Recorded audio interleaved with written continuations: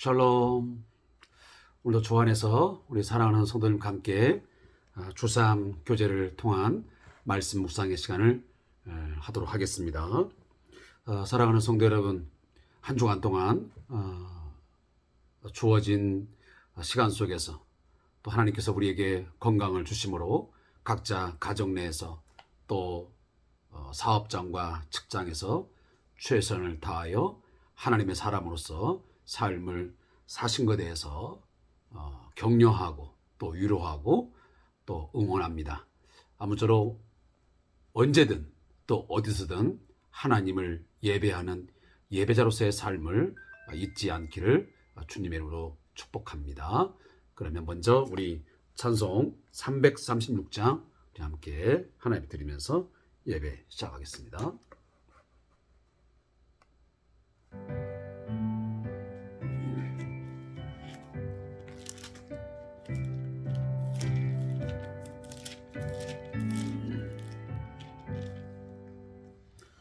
연과 핍박 중에도 성도는 신앙 지켰네. 이 신앙 생각할 때에 기쁨이 충만하도다. 성도의 신앙 따라서 죽도록 충성하겠네. 옥중에 매인 성도나 양심은 자유 얻었네. 우리도 고난 받으며 죽어도 영광 되도다. 성도의 신앙 따라서 죽도록 충성하겠네.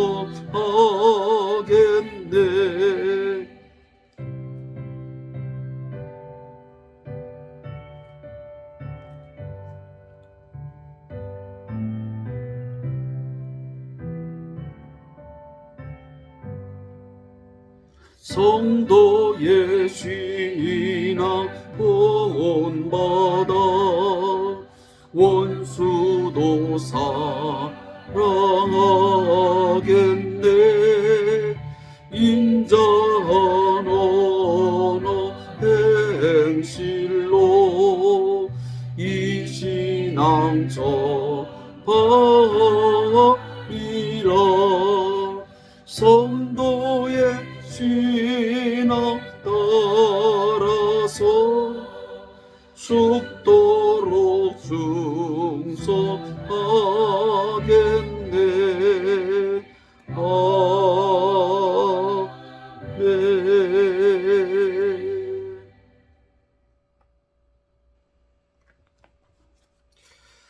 오늘 찬송의 가사가 우리 모두 신앙의 진정한 고백되기를 소원합니다. 성도는 어떤 환난과 핍박 또 박해, 고난이 닥쳐와도 잠깐 흔들릴 수 있지만은 아주 엎드러지지 아니하고 하나님의 손에 붙들림 바 되어서 끝까지 믿음을 지키며 성도로서의 신앙의 어떤 자세 또 신앙인의 어떤 길에서 벗어나지 아니하고 끝까지 십자가의 길을 묵묵히 또박또박 걸어갈 수 있기를 주님의 이름으로 축복합니다. 오늘 함께 묵상할 하나님 말씀은 마태복음 17장 14절부터 27절까지의 말씀을 함께 읽고 묵상하겠습니다. 마태복음 17장 14절부터 27절 마지막 절까지 말씀을 함께 읽겠습니다.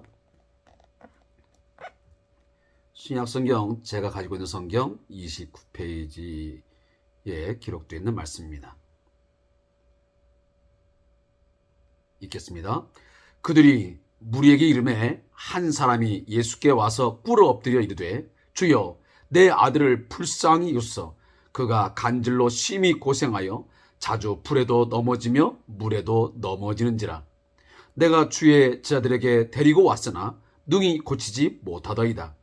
예수께서 대답하여 이르시되 믿음이 없고 패역한 세대여, 내가 얼마나 너희와 함께 있으며 얼마나 너희에게 참으리요. 그를 이리로 데려오라 하시니라. 이에 예수께서 꾸짖으시니 귀신이 나가고 아이가 그때부터 나으니라. 이때에 제자들이 조용히 예수께 나와 이르되 우리는 어찌하여 쫓아내지 못하였나이까. 이르시되 너희 믿음이 작은 까닭이니라. 진실로 너희에게 이르노니 만일 너희에게 믿음이 겨자씨 한 알만큼만 있어도 이 산을 명하여 여기서 저기로 옮겨지라 하면 옮겨질 것이요 또 너희가 못할 것이 없으리라. 갈릴리에 모일 때에 예수께서 자들에게 이르시되 인자가 장차 사람들의 손에 넘겨져 죽임을 당하고 제3일에 살아나리라 하시니 제자들이 매우 근심하더라. 가버나움에 이르니 반세겔 받는 자들이 베드로에게 나와 이르되 너희 선생은 반세겔을 내지 아니하느냐. 이르되 내신다 하고 집에 들어가니 예수께서 먼저 이르시되 시몬아 내 생각은 어떠하냐. 세상 임금들이 누구에게 관세와 국세를 받느냐. 자기 아들에게냐 타인에게냐. 베드로가 이르되 타인에게니이다. 예수께서 이르시되 그렇다면 아들들은 세를 면하리라.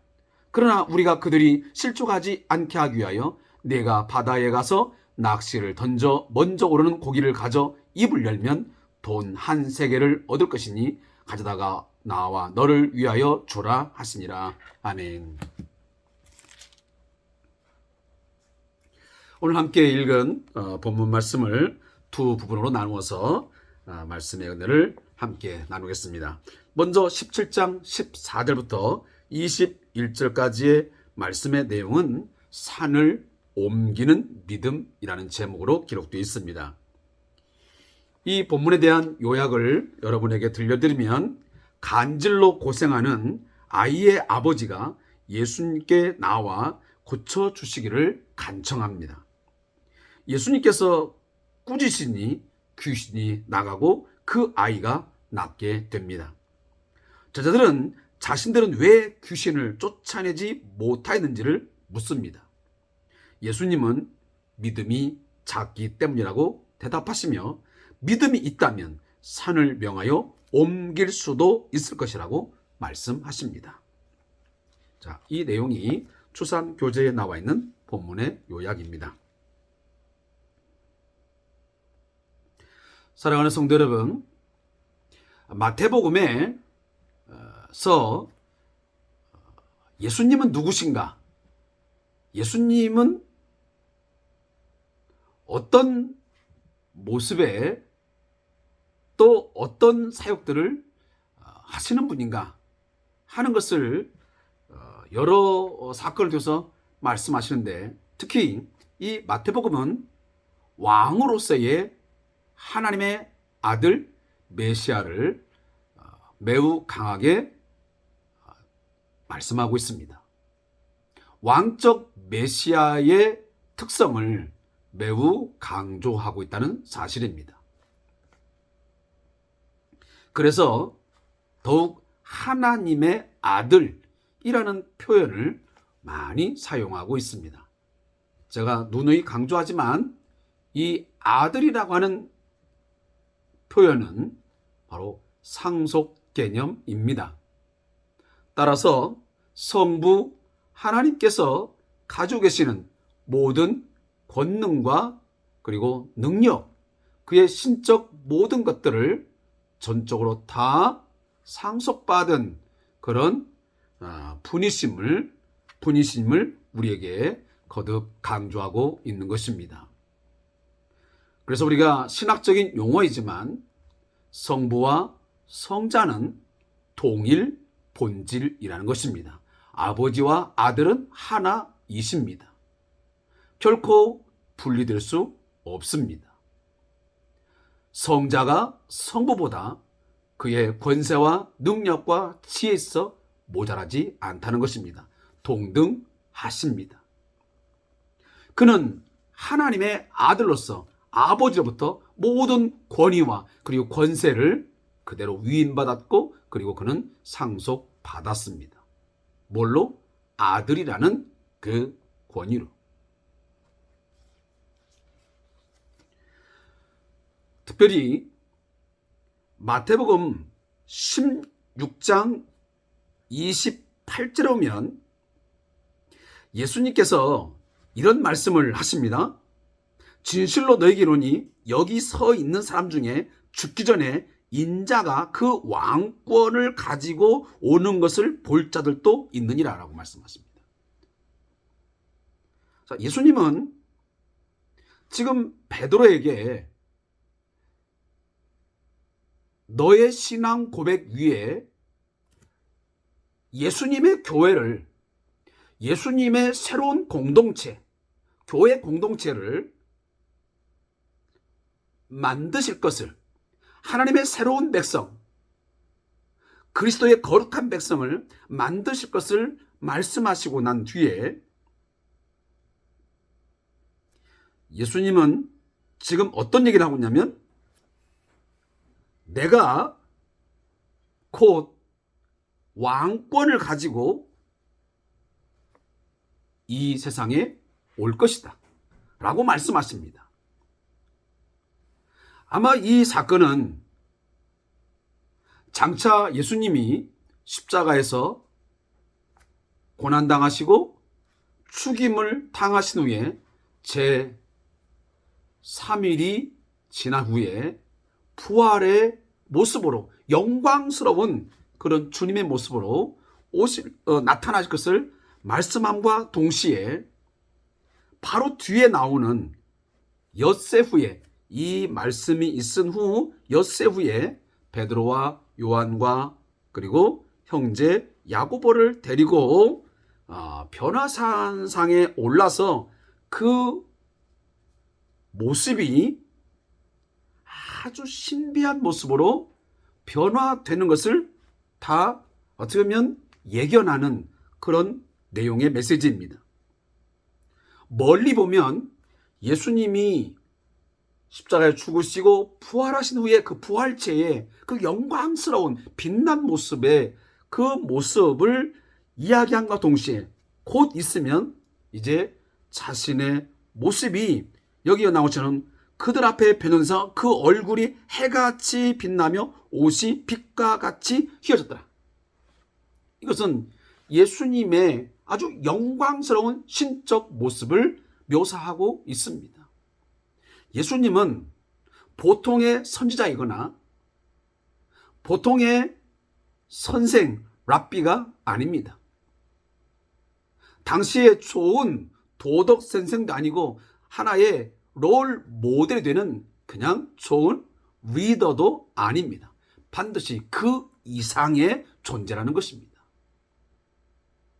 당시의 서기관이나 아니면 바리새인과 같은 그런 자들처럼 어떤 좋은 말씀을 가르치고 하는 그런 존재도 아니고, 더 나아가서 그런 신적 존재로서 영광스러운 모습을 가지고 인자, 하나님의 아들로서 그 하나님의 나라의 왕권을 가지고 왕으로서 이 땅에 존재하시고 바로 이 세상을 통치하시는 그 왕이 바로 자신이라는 것을 이 본문에서 말씀하고 있는 것입니다. 그래서 오늘 본문도 보면, 본문 앞절에 보면 17장 5절에서 예수님은 그 자신의 어떤 그 모습을 이야기하면서 이는 내 사랑하는 아들이요 내 기뻐하는 자니 너희는 그의 말을 들으라 하십니다. 자, 이 마태는 이 사건 하나하나를 통해서 예수님의 왕권, 예수님의 왕적인 메시아의 모습을 보여주기도 하고, 그는 철저하게 아브라함과 다윗의 자손으로서 보내시겠다고 하는 하나님의 구원자, 하나님의 메시아임을 오늘 입증해 주고 있습니다. 그래서 이 변화 사안에서의 영광스러운 예수님의 어떤 모습을 보여주고 있습니다. 근데 문제는 그 변화 사안에서의 예수님의 모습은 영광스럽고 그의 나라를 통치하시며 그의 나라를 다스리시는 그 예수님의 모습은 그처럼 신비하고 권세와 능력 있으신 모습인데, 신적 권위를 가지신 분인데, 그 산에서 내려와서 본 세상의 모습은 대조적이었습니다. 변화산에서의 예수님과 그리고 그의 세 제자들이 함께했던 그 모습이 영광스러운 모습이요, 완전한 하나님의 나라의 모습을 보여준다고 한다면, 산에서 내려와서 보여지는 세상의 모습은 오늘 본문에도 나타나고 있지만 17절에 보니까 믿음이 없고 패역한 세대요.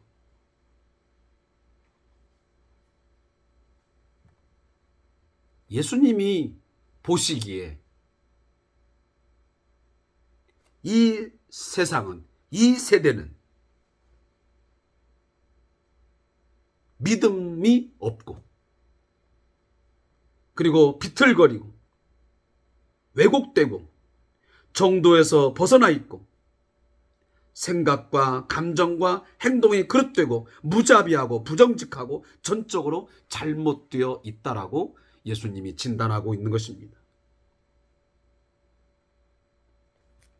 자, 여기서 그러면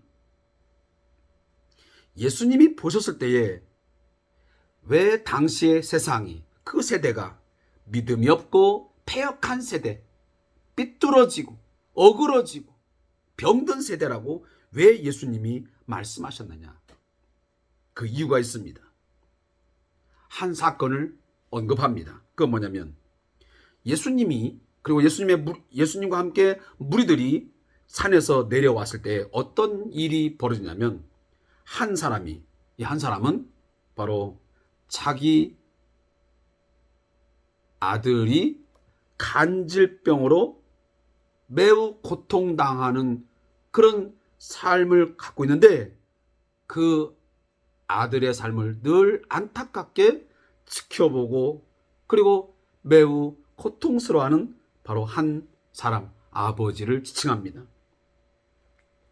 자식 때문에, 자식의 이 고통과 괴로움 때문에 자신도 매우 매일매일의 삶이 고생스럽고 고통스럽고 괴로운 삶을 살아가는 그 아버지가 예수님의 제자들, 다시 말하면 산에 올라가 있는 베드로와 요한과 야고보 외에 다른 제자들에게 자기 자식의 이 간질병을 고쳐달라고 아마 애원을 했던 것 같습니다.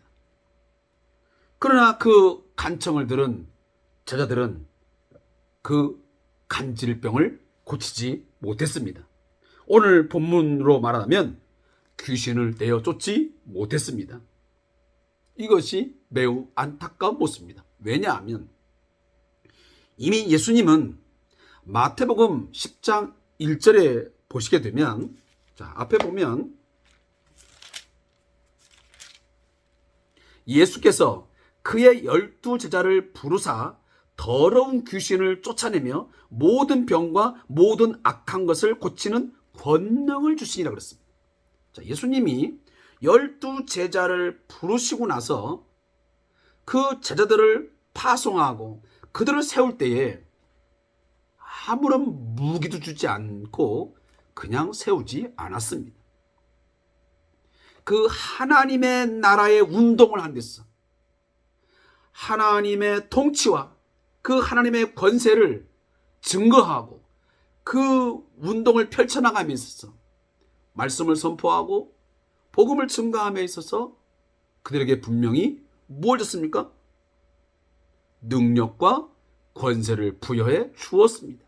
귀신을 내어 쫓는 것을 주셨고 모든 병을 고칠 수 있는 능력을 그들에게 부어 주셨습니다.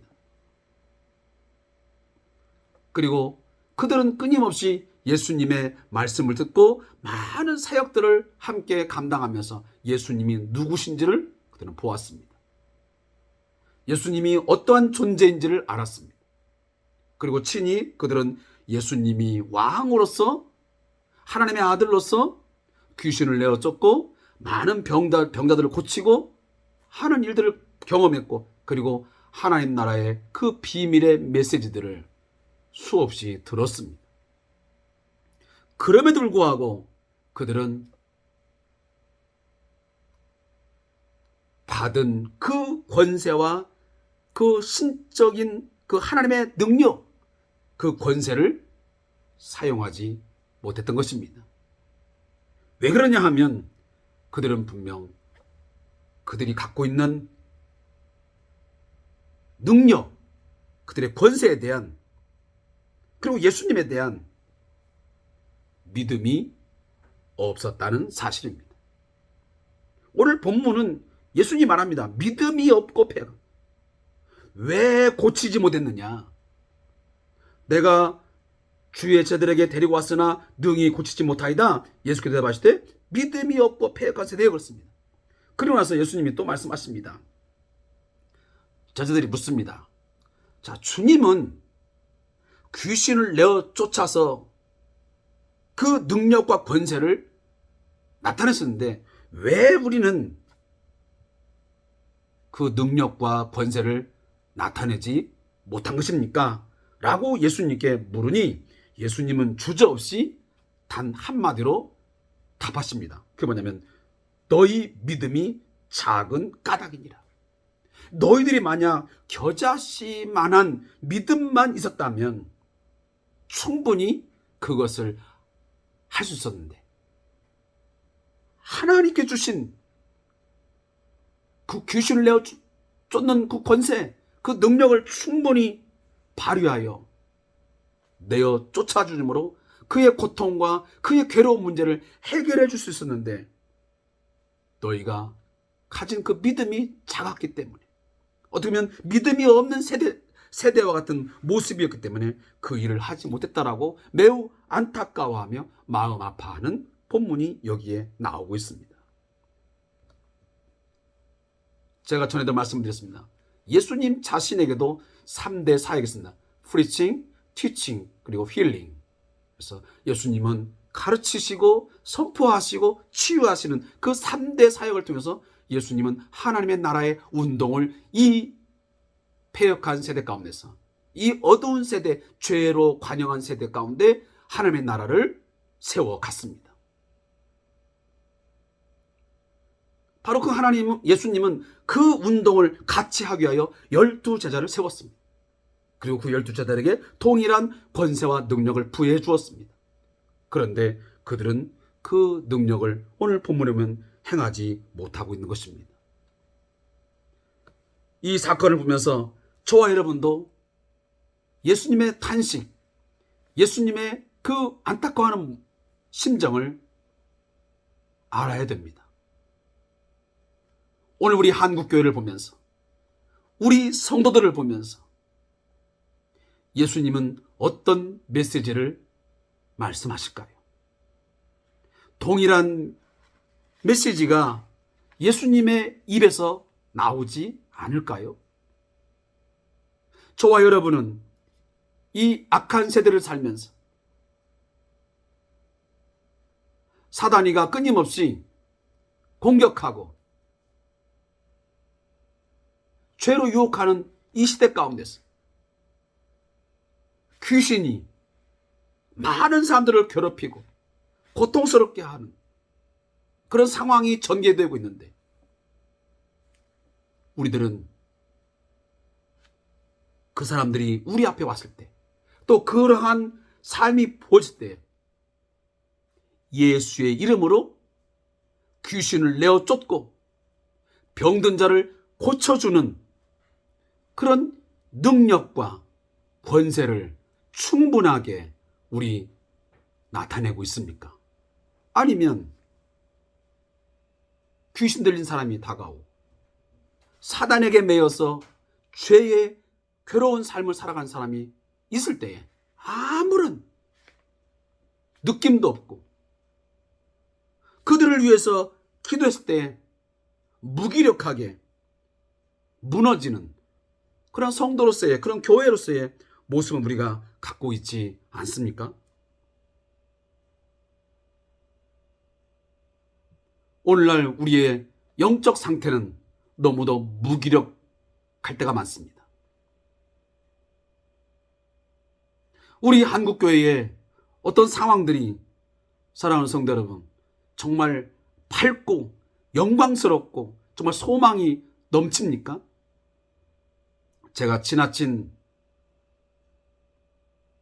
표현이 될지는 모르겠지만 오늘 예수님의 평가처럼 믿음이 없고 패역한 세대여, 너희들이 참 믿음이 적구나.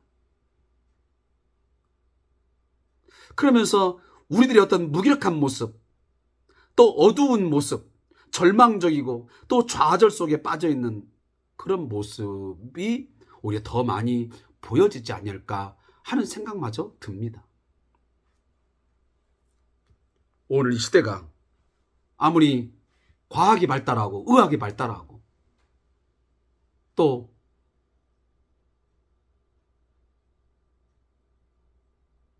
부유해지고 편리해지고 풍요로워졌지만 오히려 우리의 영적 생명력은 더 침체되고 무기력하게 되어 있지 않는지, 믿음은 점점 작아지고 있지는 않는지,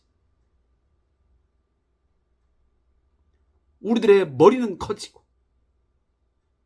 지식은 발달되고 많은 것들은 풍족해지고 있는데 우리의 내적 영적 상태는 고갈되고 있고 결핍되고 있고 우리의 믿음의 어떤 상황들은 반비례되어 있지 않는지 우리 자신을 냉정하게 한번 들여다볼 수 있는 그런 시간들이 되었으면 좋겠습니다. 아무쪼록 예수님께서 우리 모든 자들에게 분명히 하나님 나라의 권세와 능력을 우리에게 부어 주셨습니다. 제자들에게 귀신을 내어 쫓고 모든 병을 고치는 그런 능력을 부여해 주신 것처럼 오늘 예수 그리스도를 주로 고백하고 예수를 왕으로 인정하는 모든 백성들에게는 동일한 그런 능력과 권세가 주어진 줄로 믿습니다. 우리에게는 부여되었습니다.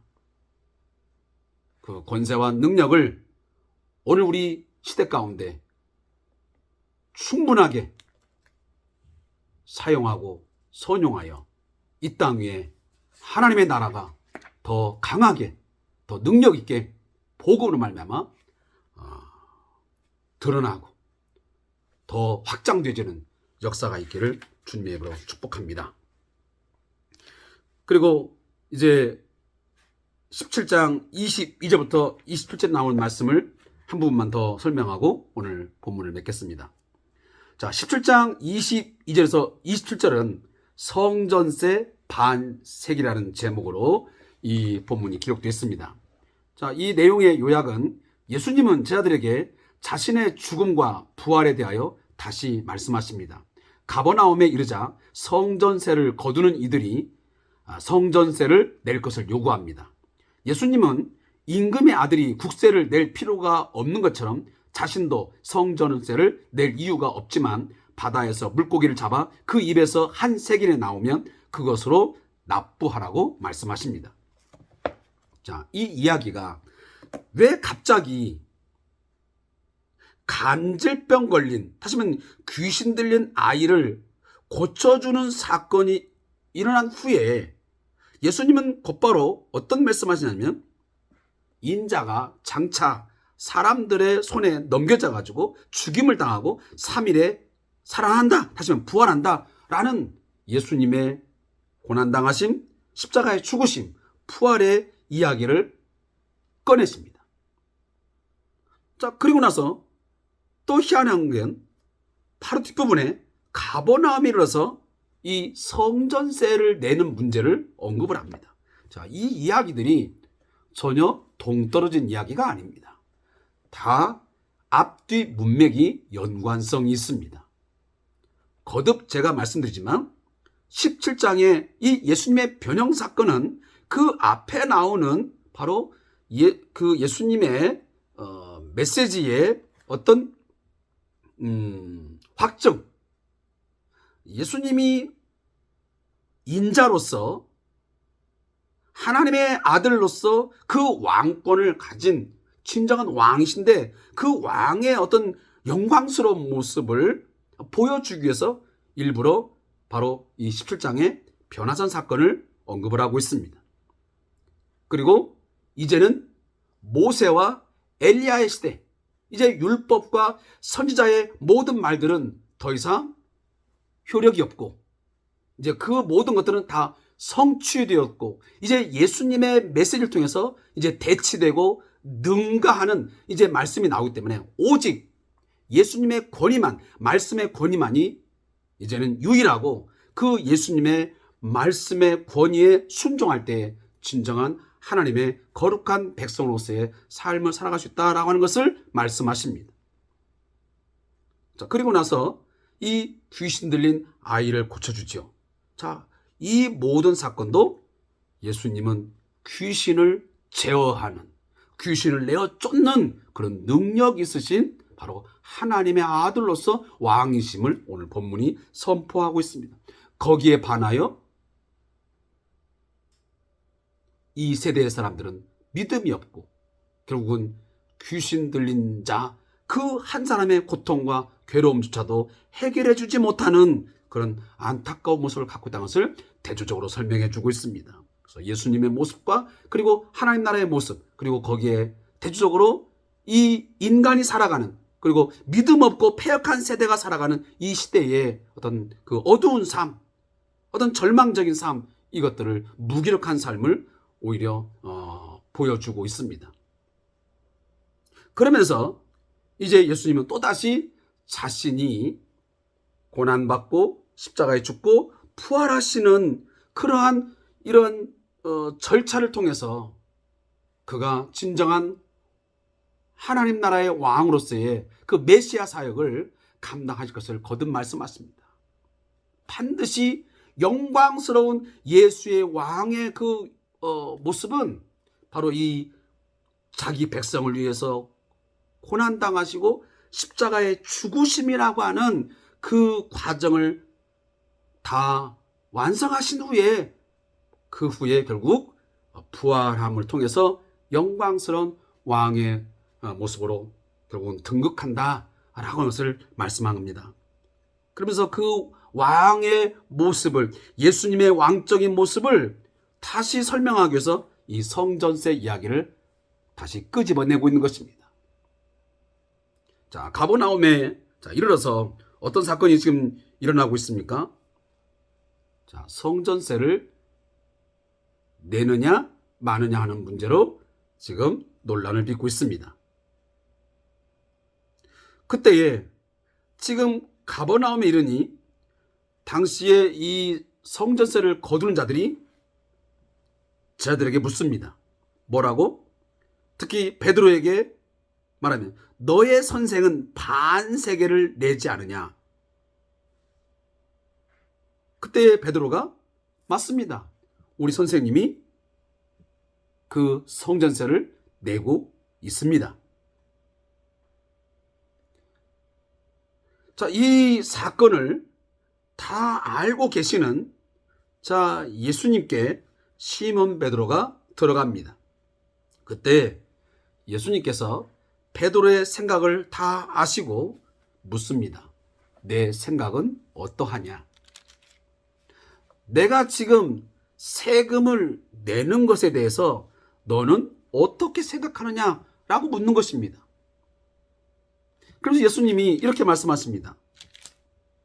세상 임금들이 누구에게 관세와 국세를 받느냐? 자기 아들들에게냐? 아니면 타인에게냐? 굉장히 쉬운 문제입니다. 우리나라도 대통령이 있고 백성들이 세금을 내지 않습니까? 자, 당시에도 로마가 어떻게 보면 당시에 예루살렘 성전이나 어떤 성전을 위하여 세금을 거두는 게 아니고, 이 당시에 보면 지금 이들은 이 세금을 걷는 목적이 다른 데 있습니다. 그럼 뭐였습니까? 오히려 당시에 우상을 숭배하는 그 전을 만드는 데에 그들이 사용하기 위해서 이 세금을 걷습니다. 근데 이 성전세를 이 납부 안에 있어 지금 예수님은 어떤 이야기를 하고 있냐면,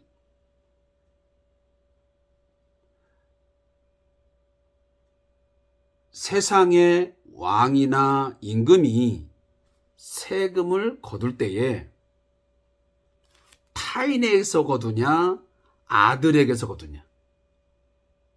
베드로가 한 말합니다. 당연히 타인에게 걷죠. 아들은 면제 대상이죠. 임금이 왕이 굳이 아들에게까지 세금을 부과해서 세금을 거둘 필요가 있겠습니까?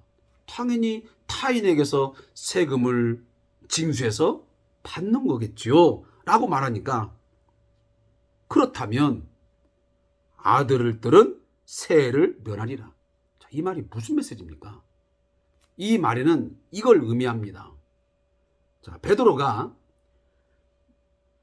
예수님에 대해서 어떻게 고백하냐면 16장에 마태복음 16장에 보면 주는 그리스도시요 하나님의 아들이시다라고 말합니다. 자, 예수님을 하나님의 아들로 고백합니다. 그리고 17장 변화산 사건에서도 하늘에서 음성이 나는데 예수님을 지목하여 말하기를, 그의 정체성을 말하기를 뭐라고 하냐면 이는 내 사랑하는 아들이라고 말합니다. 다시 예수님은 하나님의 아들이십니다. 하나님이 왕이시라면 예수님은 그 아들로서 다시는 왕이십니다. 다시는 왕자이십니다. 그러니 예수님이 하나님의 아들이시기 때문에 세를 내지 않아도 아무런 문제가 없다는 겁니다. 하시면 성전의 주인이 누굽니까? 하나님이시요. 그러면 그 성전 세를 거둠에서 그 왕을 위해서 거두는데 아들은 당연히 면제를 받는 것이, 하시면 면세를 하는 것이 당연하다. 자, 이 말을 통해서 예수님 자신이 바로 내가 고백한 것처럼, 그리고 변화산상에서 하늘에서 들려오는 음성처럼 나는 분명 하나님의 아들이다. 나는 하나님의 아들로서 나는 그 왕적 권세를 부여받은 그 왕이라는 것입니다. 왕적 메시아라는 겁니다. 그것을 지금 굳이 말하기 위해서 이 말을 지금 하고 있는 것입니다. 그래서 여기 보면 그렇다면 아들들은 세를 면하리라. 내가 하나님의 아들이기 때문에 성전세를 내지 않아도 나는 된다. 그러나 20절, 그러나 우리가 그들이 실족하지 않게 하기 위하여, 잠시만요, 이 성전세를 내지 않음을 통해서 로마의 그 세금을 징수하는 저들로 하여금 우리가 괜한 오해를 빚어서 갈등을 빚어서 충돌을 할 필요가 있겠느냐. 그것은 매우 부차적인 문제이기 때문에 그런 것으로 왈가불가하지 말고 괜히 쓸데없는 충돌을 빚지 말고 그저 그냥 내가 충분히 하나님의 아들이기 때문에 내가 성전세를 안 내도 상관없겠지만 내가 그 세를 내가 냈다. 자, 그러면 지금도 그러면 그 세금을 저렇게 탈락하니 세금을 주어라. 그러면서 어떻게 세금을 내라고 하냐면 예수님이나 제자들이 무슨 돈이 있습니까? 지금 뭐 전대나 아무것도 가진 것도 없는데. 그러니까 예수님이 이렇게 말합니다. 네가 바다에 가서 낚시를 던져 먼저 오르는 고기를 가져 입을 열면 돈 한 세겔을 얻을 것이니 가져다가 나와 너를 위하여 주라 하시니라. 이게 어떤 의미입니까? 이건 보통 사람이면 할 수 없는 일입니다.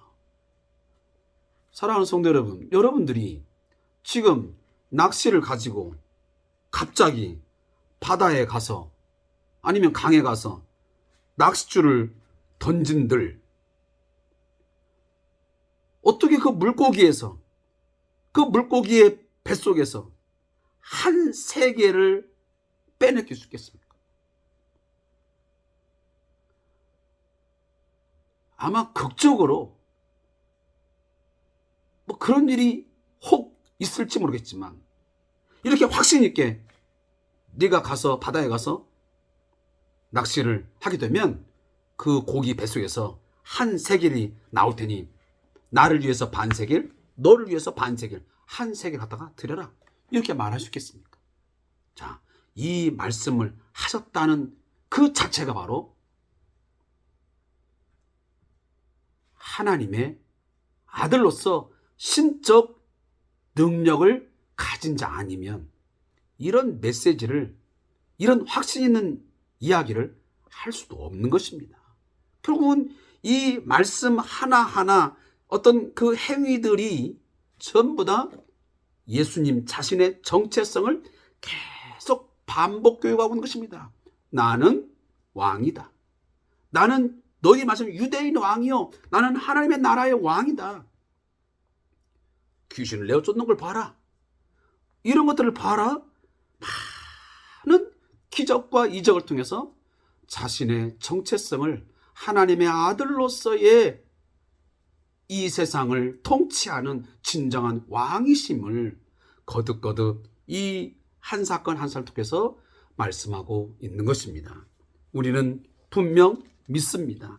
제가 어제도 또 여러분에게 말씀드렸지만 우리의 진정한 왕, 하나님의 아들로서 영원한 통치자, 진정한 의와 평강을 통해서 공의와 정의를 통해서 이 땅을 통치하시는 완전한 왕은 예수 그리스도 한 분밖에 없음을 우리는 믿습니다. 오직 예수님만이 신적 권위를 가지고 모든 것을 완전하게 이루시는 우리의 왕이심을 우리는 믿습니다. 자, 오늘 저자의 묵상이 기록되어 있으니까 제가 이것만 읽고 오늘 본문을 묵상을 마치겠습니다. 본문에서 사람들은 예수님이 누구이신 줄 모르고 성전세를 달라고 합니다. 예수님에게서 받을 수 있는 것이 고작 성전세 정도라고 생각한 것입니다. 하지만 예수님은 하나님의 아들이십니다. 하나님의 아들이라는 것은 물고기의 입에서 성전세로 낼 한 세겔을 얻는 것을 통해서도 드러납니다. 주님께 믿음으로 나온다면 고작 성전세 정도가 아니라 온 세상을 얻을 것입니다. 마음의 문을 열면 주님께서 들어와 그와 더불어 먹을 것이라고 말씀하십니다. 풍성한 하늘의 복이 준비되어 있기 때문입니다. 그것은 우리가 주님을 어떻게 보고 그분을 영접하느냐에 달려 있습니다. 주님을 사랑한 자는 주님의 사랑을 받을 것이고 주님을 무시하는 자는 아무것도 얻을 수 없습니다. 매일 삶의 순간순간마다 우리가 어떻게 주님을 대하며 사는가가 신앙의 핵심입니다. 주님을 나의 주, 나의 하나님으로 모시고 산다면 그분의 자녀가 되는 특권을 누리게 될 것입니다. 자, 여기 많은 내용들이 있었겠지만 오늘 핵심은 그겁니다. 우리도 하나님의 자녀로서 제자들에게 주어진 것처럼 분명 예수의 이름으로 귀신을 내어 쫓고 모든 병을 고칠 수 있는 능력과 권세가 부여되었음을 믿으시기 바랍니다. 따라서 오늘도 귀신을 향하여 우리는 명할 수 있어야 됩니다. 사단아, 이 더러운 귀신아, 물러가라. 주의 이름으로 명하는 우리 성도가 되시길 바라고, 내 자신뿐만 아니고 오늘 우리 주위에 병으로, 질병으로 고통당하고 괴로워하는 이웃이 있습니까? 성도가 있습니까? 오늘도 믿음을 가지고 믿음 없는 자 되지 말고 겨자씨만한 믿음도 없는 자가 아니고 겨자씨만한 믿음, 그 작은 믿음이라도 그 믿음 가지고 명하게 되면 모든 질병도 고치게 되는 예수님의 그 권세와 능력을 나타낼 줄로 믿습니다. 그래서 그들에게 진정한 자유와 그리고 치유를 통해서 평강을 맛보게 할 줄로 믿습니다. 그래서 그 입으로 말미암아 예수가 나의 구원자시요 예수 그 이름이 나를 고쳤다고 오늘도 예수 앞에 무릎 꿇는 복음 앞에 나오게 되는 역사가 여러분들의 또한 삶을 통해서 우리의 사역을 통해서 드러나기를 주 이름으로 축복합니다. 그리고 마지막 금방 드렸던 말씀처럼 예수님만이 진정한 우리의 왕, 영원한 왕이심을 믿는 저와 여러분 되시기를 주 이름으로 축복합니다. 오늘도 함께 주삼 교제를 통한 말씀 묵상의 시간을 함께 해주셔서 감사합니다. 우리는 예수 그리스도의 제자이자 그는 우리의 왕이십니다. 고맙습니다.